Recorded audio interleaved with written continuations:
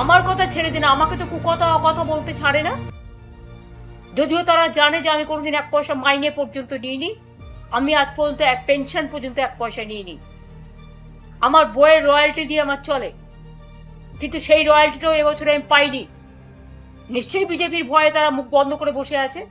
মানুষ বই কিনেছে বই মেলায়, সে টাকা আমাদের লোকেরাও জাগো বাংলার স্টল থেকে দিয়েছে, কিন্তু আজ পর্যন্ত আমি পাইনি। কারণ নিশ্চয়ই এতে কোনো খেলা আছে। আমাদের তো ব্যাংক অ্যাকাউন্ট থেকে শুরু করে সব ফ্রিজ করে দিয়েছে। বিজেপির কত অ্যাকাউন্ট আছে? সেন্ট্রাল কোষাগার, রাজ্যের আলাদা কোষাগার, ফন্টাল অর্গানাইজেশনের আলাদা কোষাগার, এমনকি RSS রেজিস্টার্ড নয়। আমি ভেবেছিলাম তারা কখনো মুখ খুলবেন।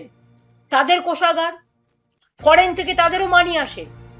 কই, তাদের তো FCR আটকায় না, খ্রিস্টানদের মানি আটকানো হয়, অন্যদের আটকানো হয়। আমরা ফরেন ফান্ড নিই না, কাজে ফরেন ফান্ডের সাথে আমাদের যোগাযোগ নেই। তাই আমি কথা বলতে পারি, অনেক পার্টিই নেয়। তারা নেয়, নিশ্চয়ই তারা কোনো আইন করেছে বা কিছু একটা করেছে, কিন্তু বিজেপির যারা শাখা সংগঠন তাদের তো কোনো আইন নেই। আজকে যারা ইয়াং জেনারেশনকে নিয়ে নিটের বিরুদ্ধে আন্দোলন করলো, তাদের অ্যান্টি ন্যাশনাল বানানোর চেষ্টা হচ্ছে, তাদের উপর অত্যাচার হচ্ছে, তাদের পরিবারের উপর অত্যাচার হচ্ছে। আমি বলি, ওরে ভ্রষ্টাচারী সরকার, charity begins at home.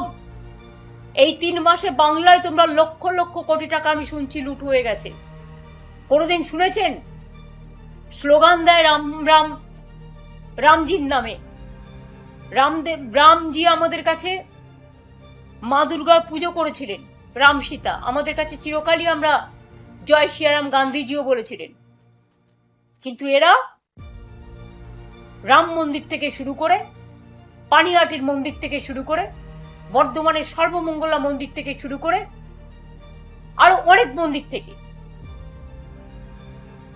Benaras থেকে শুরু করে, মধ্যপ্রদেশ থেকে শুরু করে, আসাম থেকে শুরু করে প্রণামী বাক্স লুট করছে। ভাবছে প্রণামী বাক্সটাও বিজেপির অধিকার।